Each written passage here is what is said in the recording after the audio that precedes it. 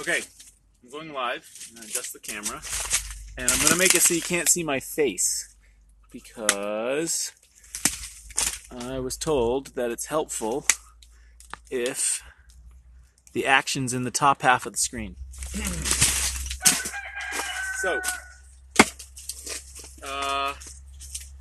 that also means that I can't really see your questions. Let me poke around a little more, see if I can find an angle where I can see your questions better.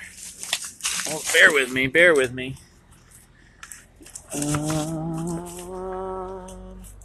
Morning, Jerry. Let's see here. Good. Good. Alright. Let's see if I can put it over here.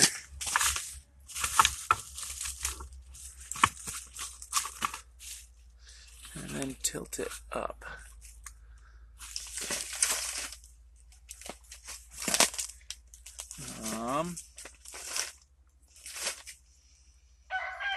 Okay, let's try that. I think, yeah, it's not sunny out yet, so we'll see.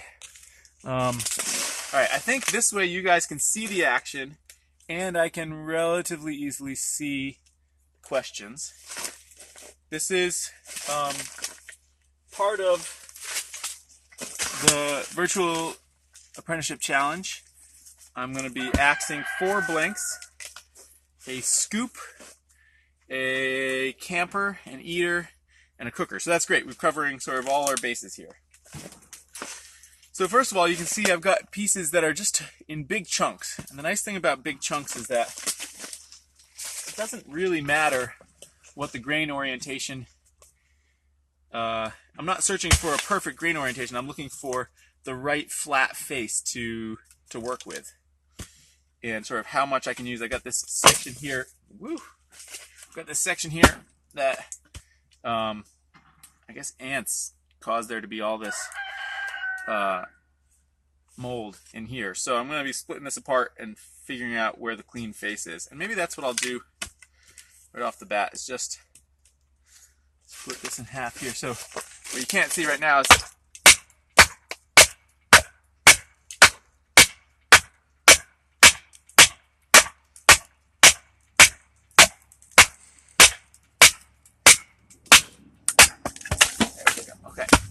so I'm just splitting this in half. And what I'm looking for is a nice clean face. Because I could use one of these faces, but it's nice to just kind of break up the bits that you have and figure out what the most efficient way to use them is. So I'm also going to split this way, because I've got a nice piece if I orient a spoon this way here, and then I orient a spoon this way here. So I can split it here and get those 2 spoons out of this one billet. And they're about equal mass.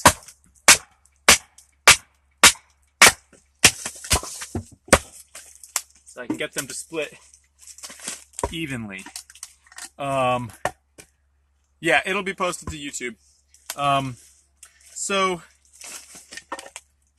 then the important thing, it's nice to have pieces that are fairly close to the size you're going to want, as long as you then have room to axe the crank into them, because it just means a lot less axing. So I always try and split down close to the level that I want. Yeah, exactly. I'm trying to keep the action in the top half of the screen here, is what's going on. So then there's some stuff that's higher that you can't see. So in this instance, you see how this grain orientation here? This is telling me that this is going from higher up to lower down. Now you might think, okay, I'll put the bowl in the thicker section. The problem is that you want both the top of the handle and the top of the bowl to be flowing down into the deepest point. If I make the deepest point over here in what is essentially higher up in the grain, I'm going to have to axe this way down in order to get the handle tipped in the right direction. So instead, I'm going to put the bowl here on the lower section. Even though there's less material here, there's still enough. and then I'm going to have the handle sort of naturally follow this tilt, and it's going to be very easy. So you can see how I'm staying away from my fingers. The other thing I'm avoiding is on the back here, there's a couple wormholes that I'm avoiding. So that's why I'm sort of right here. I'm going to do the camper first, or maybe the eater. We'll see.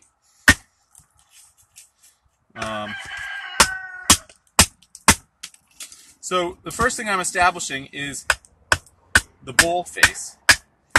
And this part is just splitting out the wood. That top part is what's creating the bowl face. And I want to keep going until I've got enough width for the bowl I want, and I've got almost enough length. The bowl can be slightly longer than this because when I come down, you want the like the back fifth of the bowl to be back here. But I don't want to create way more than I need just because I might not have enough wood to do that. So now,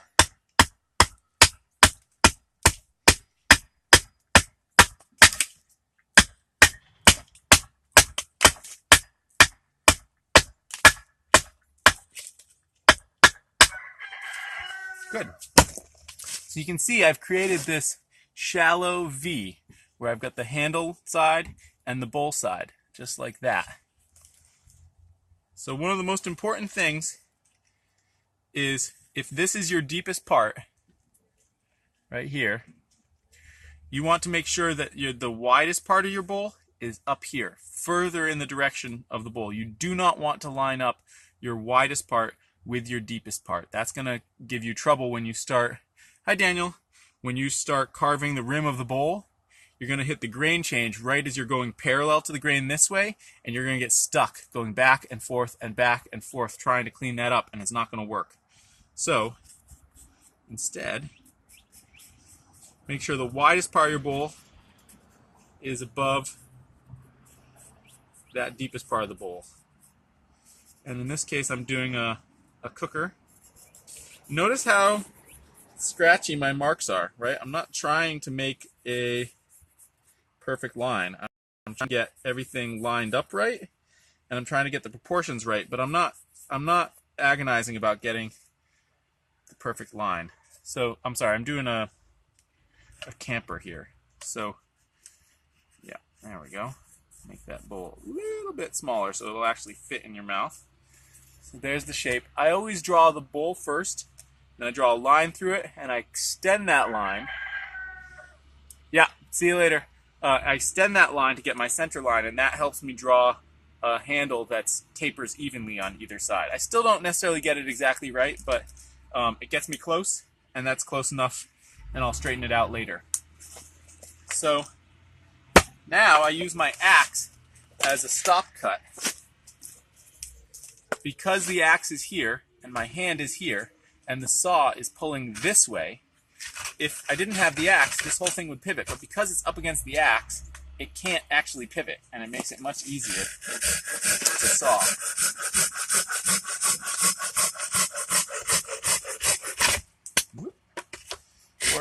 Pull right out of your hand. This is a fresh saw blade, so it's quite aggressive.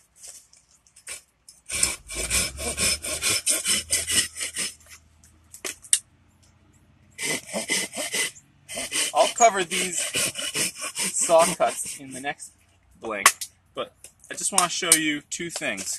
One is that I did the saw mark right at the end grain. There's no point in leaving any end grain for you to axe around because it's just really hard to axe across end grain. And if your axe isn't sharp enough, axing across end grain can actually create cracks and stress fractures in the wood from the compression of bashing it with the axe. So I always saw across the end grain. And then you'll notice my stop cuts, two things about them. One is they go right up to the line. I don't leave them back. I guess that one's maybe technically not right up to the line. Anyway, point is they're trying to be right up to the line. And they're also back from the shoulder a bit. This being back from the shoulder a bit is really crucial because it gives you a larger target to hit with your axe when you come around axing this shoulder in. If you went right up to the shoulder, you'd have this tiny little target, and I'm not good enough to axe that accurately all the time. I would mess it up at least a bunch of the time. And so by leaving the stop cuts back from the shoulder, you give yourself a really nice big target to hit with your axe. as you're axing those around. Now I'm going to trim right to the end of the handle.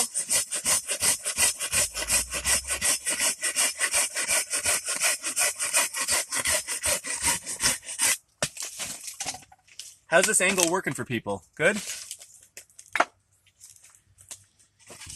Okay, so now, depending on how thick this is thin enough that I'm just going to split down the sides. But if this were much fatter, I would spend some time axing down the back just to make it thinner, because ideally you want it to be wider than it is thick. So if it's too thick back here, you got to spend some time with the axe.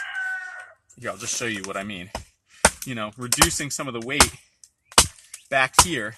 And all you're doing by reducing that weight is just making the splitting more predictable. But as you can see, it's pretty heavy work axing that kind of weight on the back. So if you don't have to do it, I don't do it. Now I'm going to split, and it's a little hard to tell what the grain is going to do. But as long as I have more side on the side that I want to keep and less on the side that I want to pop away, the crack should travel out towards the narrow side. And you can see that's exactly what it did. It started here. It went kind of straight down, but it also angled out that way. Now, if I place the axe here, you can see how there's more on the handle side than there is on this side. So I should be able to do that. If I had done this narrow side first and then tried to pop out the fatter side without doing it in 2 stages, guaranteed that split would have run right into the center of the handle. So you got to watch out for that.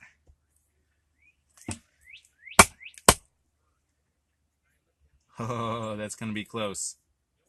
All right, so when it's close like that, when you see which way the crack is running,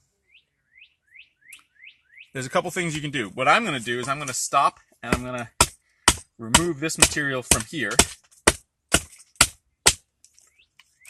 And you can see how I did that at an angle.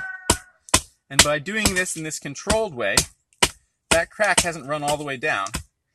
And by removing the material that it had below it, it should make it more willing to not run into the stuff I want to keep. There we go. Good. I suspect that that was a little close. It might have worked out just fine, but given that this is a good learning moment, notice how I stop before I get to that last stroke and remove it with my finger. That's really important to know how to stop. Now, to get this last bit here, you want to really tilt it over on its side, and then you want to come in with enough force that you pop the wood free, like that. See how it pops free along the grain line? But not so much force that you then dig into where the handle is. So there's a certain calibration of how hard to go that you just build up over time. And I'm really not going to worry about this little bump here, because that's super easy to take off with the knife. Alright, so now I've trimmed up the sides of the bowls. It's worth noting that all of these axe blows that I'm doing are roughly perpendicular to this top face. So this face is the reference face, and everything gets squared up to it. You can see that the bottom isn't squared up to it at all, but as I get into this next step, where I am doing the back of the bowl, I'm paying attention to what I need to do to it, where I need to take off more material to be able to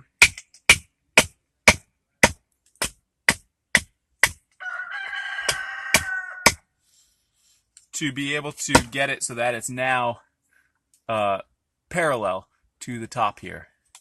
Alright, and then once I've got that, I'm just going to very gently go around this. Notice that the axe is doing the same thing each time, and I'm moving the wood underneath it. I'm not trying to move the axe and have the axe move around. That's much more difficult and unnecessary. Now this is a great example of how close you can get with an axe. I think it's worth noting that I think you can try too hard to get super close with your axe, and there's a point at which there's diminishing returns, and there's really very little point in going further with the axe. But there's also, it's very easy to not do enough with the axe. So there's a middle ground that I shoot for in all my blanks, where I haven't gone so far that I've taken on more risk than is beneficial, right? Because the axe is riskier than the knife, both in terms of my body and in terms of whether I'm going to screw up the spoon.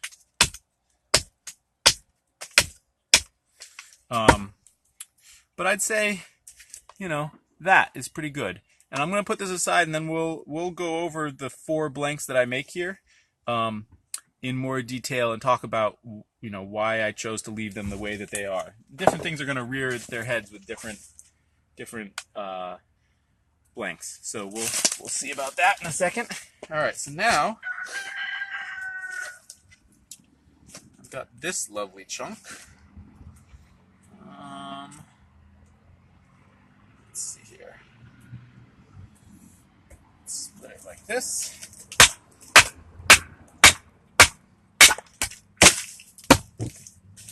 When you're splitting, it's important to have the axe pointed in such a way that when it comes down, it's going to come down to the side of your body and not into your body. That's an important detail to pay attention to. Now I'm kind of curious about using this little section here that's close to this green stuff. That can be burned. Because it's really beautiful, right? It smells fine. Let's see if I can axe a crank in and have it be the right size. Maybe I'll go for it, but no. I can see right away it's going to be just a shade too thin, and that's because I can tell that this is the width I want, but you can see underneath here, this angles in now at this point, so it's actually going to end up being smaller than what I want. So this would still be good for a teaspoon, though. So we'll set that aside and use, let's see, should I use this piece? Yeah, why not? This is a beautifully clear piece of radially split wood. And what you saw me do there is just knock off this corner and this corner, and that way it sits in the palm of my hand without digging in so deep. This is cherry. No, Matt's not here too. Sorry, Tom. Just me. All right. So one of the reasons why I prefer a stump that has all of these sort of dug out bits is because I do a lot of jamming my wood in at an angle, and if my stump was smooth, it would increase the chance that the wood would skitter out just at a point when my axe was coming down. I end up hurting myself that way. So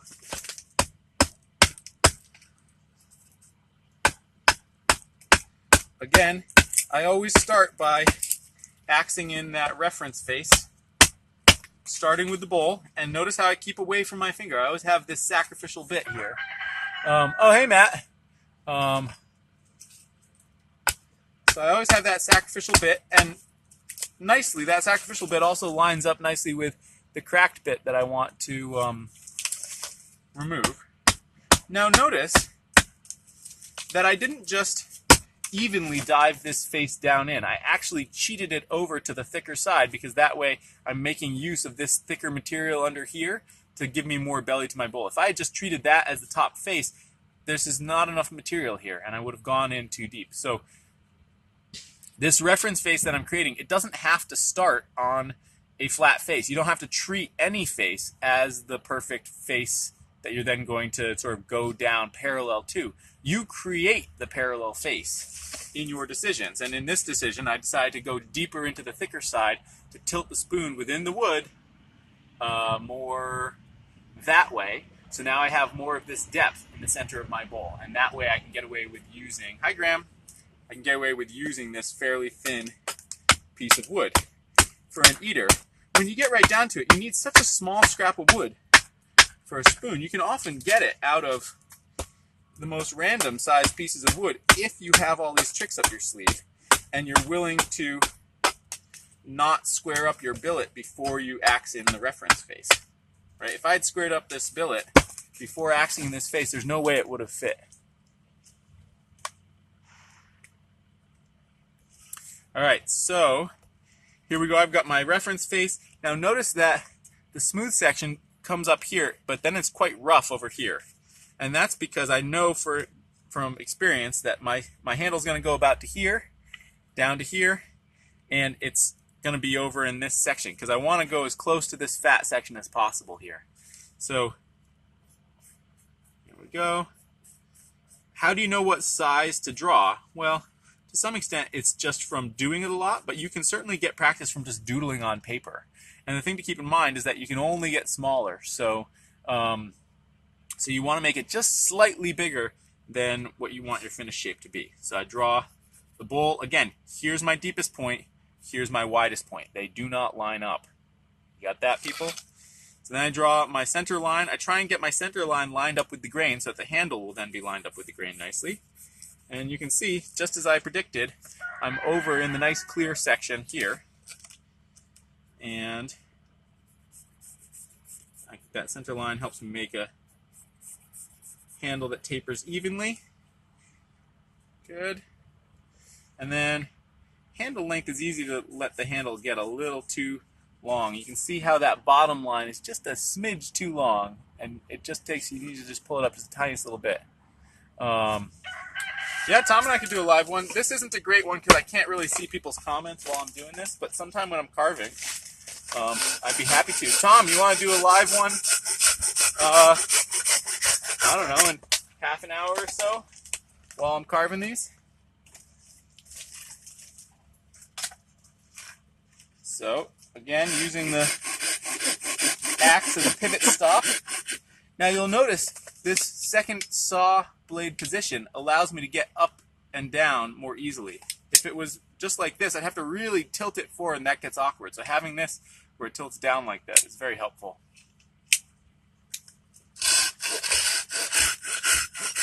And likewise, having a blade that's truly straight and not curved like so many pruning saw blades is important.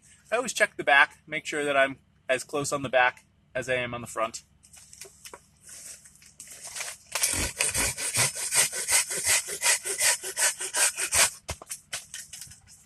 Right. And then, keeping in mind the lesson from the last time, I'm going to split off this side first. But I'm going to do it in two sections, because if I do here, this side has less material than this side, and this is the side I want to keep. So, voila. And then I go right up to the line. Good. Now, this side is actually fatter than that other side. So again, I'm going to do it in two chunks. Notice that I use the axe. I'm sorry, I use the club for that. That's the silky, what's it called? The Super Excel, either 21 or Z1. I'm not sure. Not sure what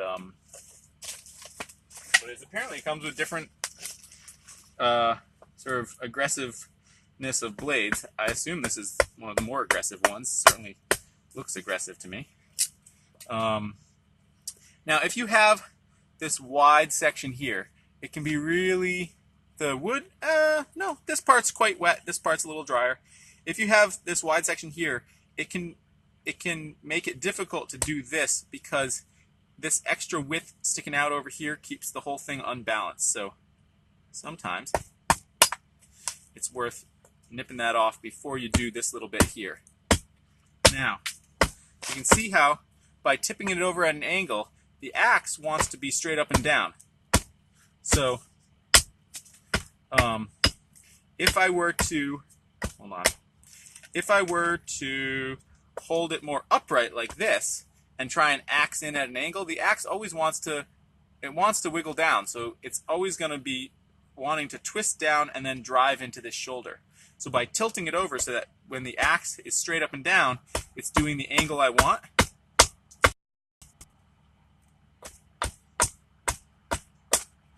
That's how I get it to not ever be close to driving into this shoulder here. You can see I'm doing this section a little bit blind, which I can do because it's a fairly straight tapered handle and because I'm not trying to get super duper close. Notice how when I'm this close to my hand, I'm barely moving the axe at all. The basic rule of thumb is never let the axe edge go up above your fingers. So the closer you are to your fingers, the gentler you need to be. And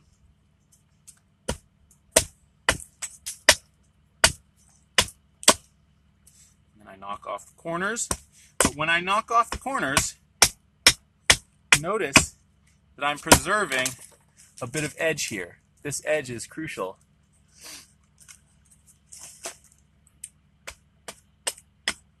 And then I round. But again, I'm not trying to get right up onto the end grain there. Good. And then I knock off the back, but I'm not trying to get these back shoulders from this position. And then I just brace it right here on the edge here.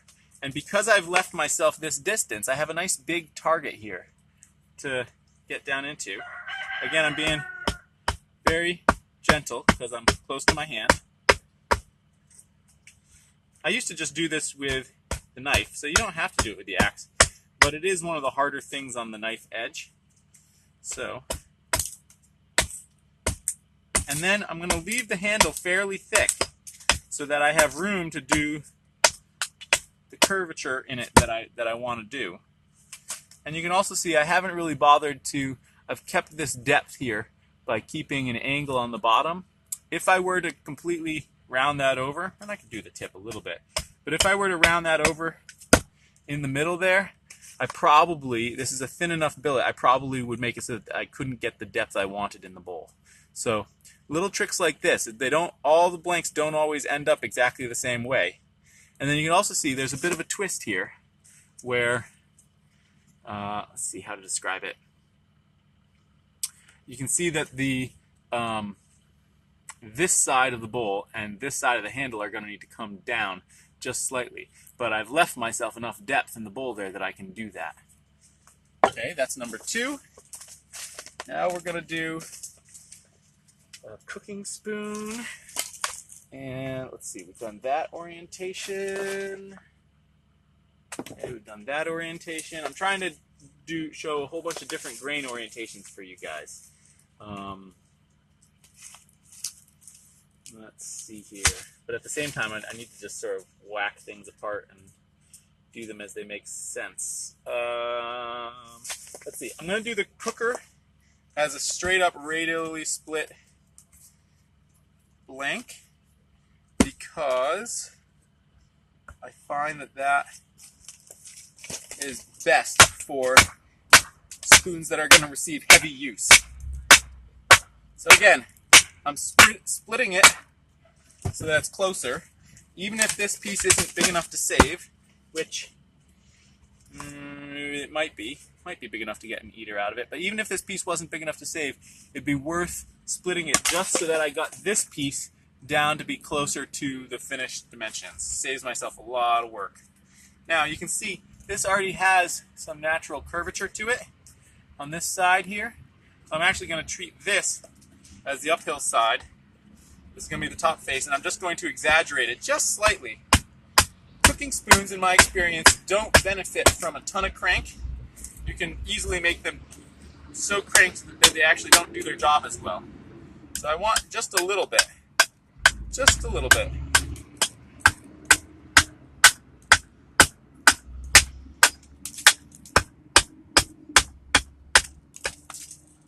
Okay.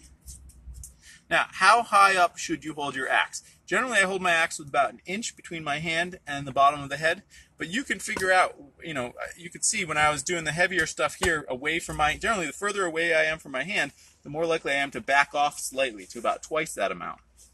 But try holding your axe in different places. If you hold it right up here, you get a lot of control, but not much power. If you hold it back here, you get a lot of power, but not much control. So there's a sweet spot right in the middle there where you get maximum power and maximum control. And that's how I decide where to hold it. You can also see, it is cherry wood. You can also see that I always sink my axe into the stump when I'm not using it. I think this is a super important point that not enough people do. And you see people leaving their axes like this, and all you got to do is knock it off onto your foot and you're going to the hospital because it'll go right through your boot. So always sink your axe if you're not using it. So now I've got the nice thing about doing this reference face first is I can see if I've got enough length for the spoon I want to do, and I can see if I've got enough material underneath that. I can see if it's got a big twist to it that I should take out before I do anything more. And I see if I have enough width for the spoon I want to do. So by doing the reference face first, you really sort of head off at the pass a lot of problems that can rear their head later on. So I found that my standard cooking spoon is not terribly huge. And you can see I'm using a Sharpie. This Sharpie actually doesn't have quite enough juice anymore. But generally, if the wood is wet like this is, then it's beneficial to use a Sharpie. But I like using Sharpies that are kind of halfway done, because if you use one that's brand new, it has so much ink that it can sometimes strike into the grain, and then you end up sort of carving further than you want just to make it go away. So I will talk about what makes for this cooking design, what makes it a good cooking design when I compare the blanks. But now I'm just gonna prepare it, same as the others. Notice that I'm really leaning all my weight on this.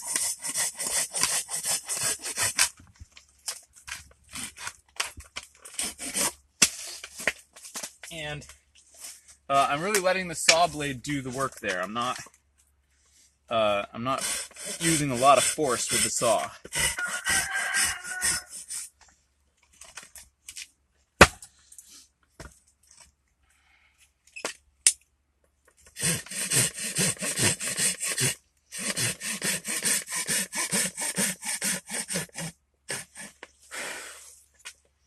Okay, check it on the back, that looks good. Flip it around and trim the end.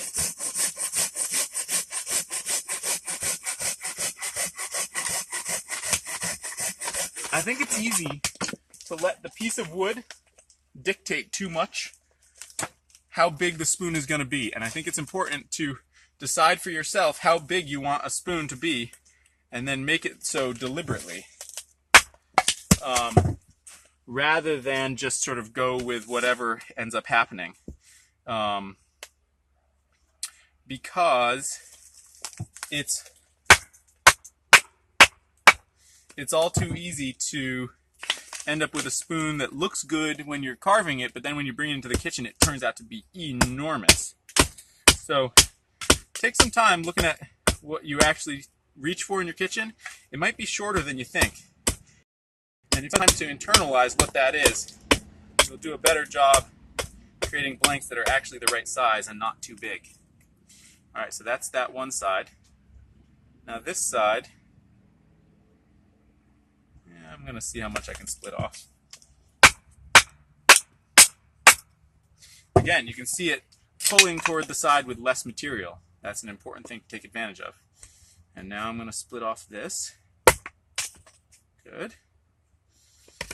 And that will allow me to tip it over more easily. It helps keep the mass balanced. When there's too much sticking off down here, it sort of tips everything up and it feels more unbalanced. So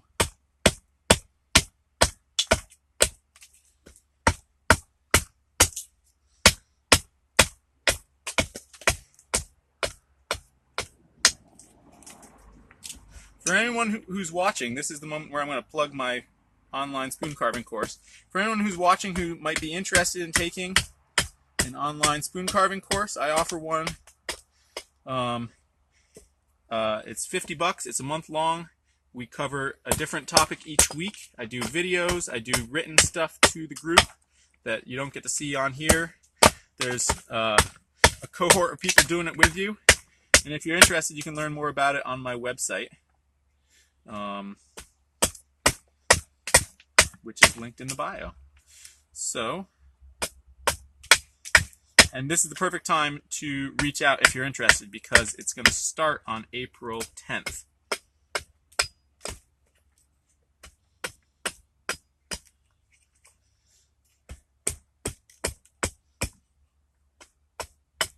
And there's no requirement to watch these things live. They're just resources that are created, and it's easy to do things live because it lets me answer some questions if people have questions. What make of axe? Graham, this is the Granfors Brooks large Swedish carving axe. I am super interested in Julia Kalthoff's axes. They're on the lighter side, and I do value the weight that this one has. But I have a friend nearby who I think is on the list for one, so I'm curious when I see it whether I will like it or not. But I'm super curious about that one. That being said, I'm not in the market for another axe because I quite like this one a lot. Okay, so there's my cooking spoon. And now to do a scoop. That's the last thing we're doing. This does not have enough width for a scoop. Welcome from Brazil. Alright, so now, for scoops I sometimes like to do a tangential split that I wouldn't otherwise do. Let's see here. I'm going to do this. So I'm splitting the mass equally in half. You can see how that's roughly equal split. That'll give me space to do a nice big cooking spoon for somebody with one of those pieces. With the other piece, with that piece that fell second, I'm going to do this scoop. So it's got a bunch of punky stuff, and this is going to be the top face. So to some extent I need to get underneath that punky stuff, but it also has this really sharp bottom, which is not doing me any favor, so I'm just going to knock off that sharp bottom. Make it a little more comfortable for me to hold by knocking off those corners. And then I'm going to axe down into this punky face. Notice I'm not trying to axe all the way from one end to the other. I'm just trying to create the face that I need.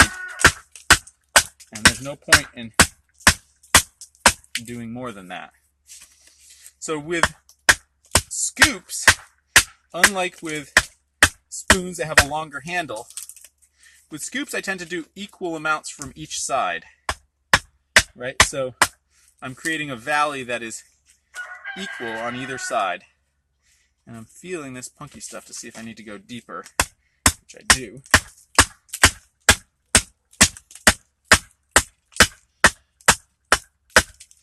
Now, because this is also a triangular piece of wood, I have to bear in mind to not go too deep because I'm going to lose a bunch on the sides. I can't go too close to the sides because there's nothing underneath it to support the spoon. But now here we go. You can see I did a sort of equal-sided V. And with scoops, just checking to see which side I want to put the handle on and which side the bowl on. So there's the middle. With scoops, I tend to do basically the entire body of the scoop. Leave that down. On one side,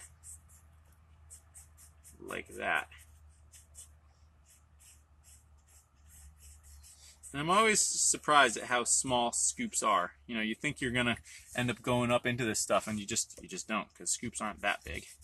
Scoops are a great thing to do sort of weirder grain orientations with, because they're not really, they don't require a lot of strength.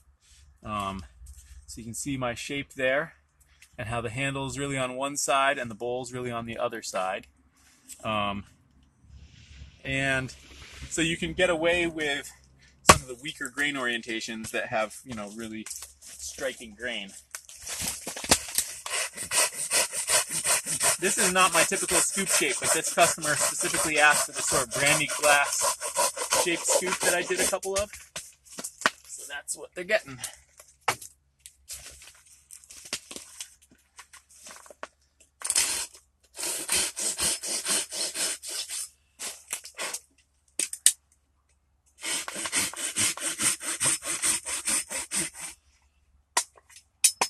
Now notice how I wisely stayed away from that corner, right? There's not enough material underneath that corner to support the shape if I got right up close to it.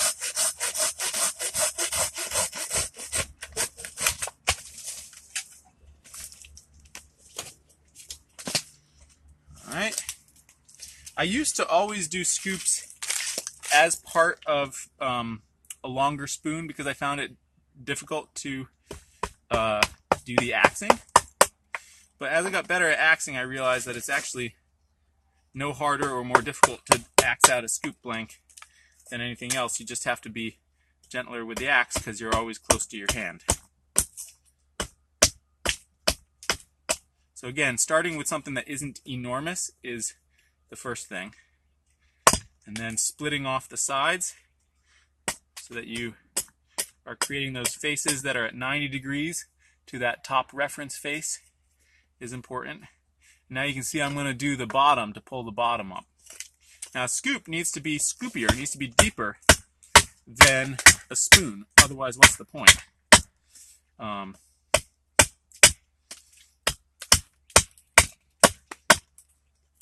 So I'm going to leave a little bit more depth than I would with a spoon.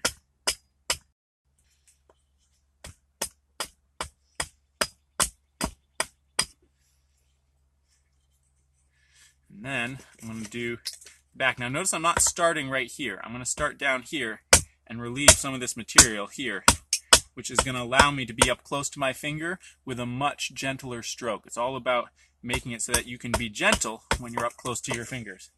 And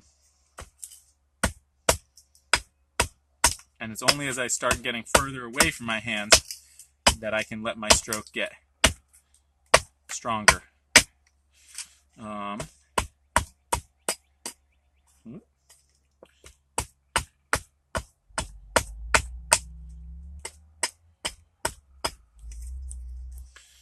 Okay.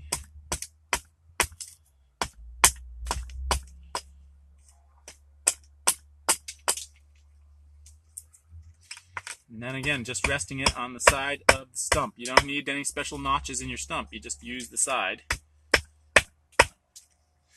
Now, this is a little on the chunky side here, but hey, nice having you here, Graham. Thanks for stopping in. But this is going to be so simple to take down with the. I'm gonna move this out of the way here. It's going to be so simple to take down with the knife that there's no point in going further than this. All right, so now let's compare the anatomy of these 4 blanks. First of all, let's look at their length. You can see this camping spoon might get a little bit shorter, but you can see that the camping spoon and the eater each are a step down from the cooker. And they're also a step down slightly in the size of the bowl. You can see that the amount of crank that I've done is slightly less for the cooker. There's that. And then a little bit more for the camper. And then it looks like a little bit less for the eater, but I've left these heavy shoulders here. And that's going to allow me to establish exactly the kind of crank that I want. And I've also left material in the handle that's going to give me a tail flip. And that's going to have the effect of creating more crank also. So I don't want to make too much crank with the eater, as long as I leave myself extra material at the shoulders and enough material here to create the type of handle that I want that's going to exaggerate the crank. And then with the scoop, you want a decent amount of crank, because with a scoop you're getting into something that's deep and you need to sort of flip it up and have it sort of be level as quickly as possible. So a little more with that. Also notice how rough these are, right? I want there to be enough material that I have something to remove with the knife. If I go too close with the axe, there's a lot of risk to going close, and there's also the risk that I'm going to overcarve and overstep the lines that I want. So I've left a certain amount of material. I have taken pains to make sure that this rim is fairly narrow going around the edge, and that's going to help me establish a nice clean line right off the bat. Notice with my cooking spoon that the handle is fat all the way up to the shoulder, and this is a really important thing. A lot of what I use cooking spoons for is mashing together things, and if your handle is too narrow at the bit here, when you're mashing, it's not comfortable. So you want a nice comfortable handle, not just back here, but also up here. Let's see. What else? It's important, and it's something that you can't really see here. But what am I using? Yeah, poplar's okay. Sometimes poplar can have ring shakes and heart shakes, cracks in the center of the wood that come from it being relatively weak and susceptible to a lot of movement in the wind. So just be aware, and this actually is a perfect segue, Brian. As you're carving these, you want to pay attention, does this crack, does it seem like it's going further? Because if there's any question that something might not work out, you want to explore it and walk away now while you have very little time invested in this. Now, really important detail, always bag up your spoons right when you're done making them. If you're going to be making spoon blanks for an hour or half an hour or whatever, bag them up as you go. You want to preserve as much moisture as is in here as possible. Because once that skin of the spoon dries out, you're going to spend a lot more time trying to get down below it with your knife back to wood that's easy to get to. So that's that. I could now toss these in the freezer if I wasn't going to get to them for a while. I could stick them in the fridge if I was going to get to them soon. I'm going to take them inside and start carving them immediately. And we'll see. Thanks for watching.